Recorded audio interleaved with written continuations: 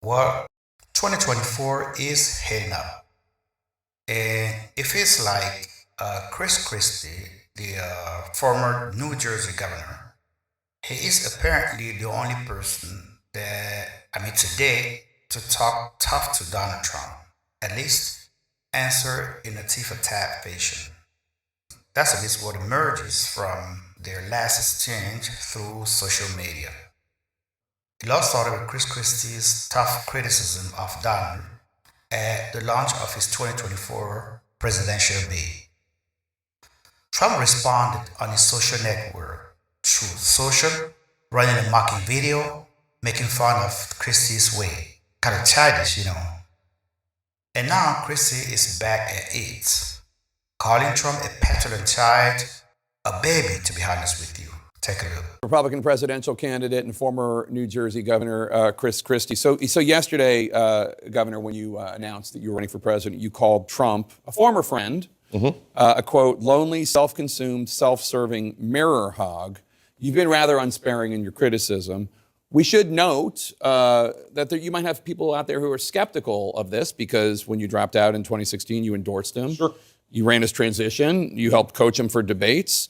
What do you say to people who say, this guy has always been this way, you just enabled him, and now you're changing your mind? Now, look, back in 2016, Jake, it was clear to me he was going to be the nominee. I had a long relationship with him at that time, over 15 years, and I thought I could help to make him a better candidate and a better president if he won.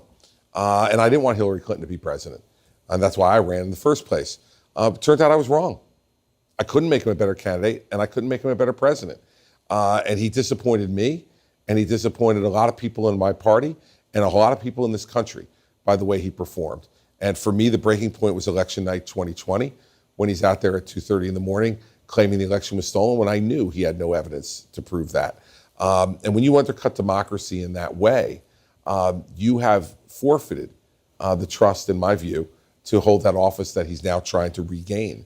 And so, yeah, I did all those things, and I make no apologies for them. But when I make a misjudgment, I'll admit it. And I thought I could make him better, and it wound up I couldn't.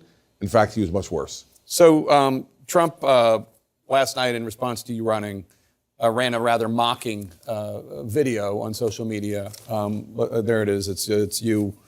I guess he's making fun of your weight. That's his. We're going to be small. That's his response. What did you make of that? What was your response to that? When I saw Jake, it just renewed in my own mind what a child he is. He's a baby. Whenever you want to criticize him in any way, that's the way he responds. And you and I are both lucky enough to be parents. And if we had a child who conducted themselves like that, we'd send them to their room, not to the White House. Yeah. And I think character is destiny for this country. And we've got to make a decision about what the character of the person should be who sits behind the desk in the Oval Office. And if they're going to do that kind of stuff, it doesn't even, it's so childish. It's so juvenile. He is such a spoiled baby that, beyond that, what can you even say about something like that that's that ridiculous? If we want to break news here today, I've struggled with my weight for about 20 years, like tens of millions of Americans. The devil, you say. Right, exactly. So he's breaking news there. He's telling people something they don't know. In the end, for me, it's about how you perform as a person. Yeah. What kind of heart you have. And I'll put mine up against his any day in the week. So on the subject of you admitting mistakes, you were pretty candid last night about some of those mistakes in your speech last night. I don't have time to play the excerpt, but one of you talked about the Bridgegate scandal. Right.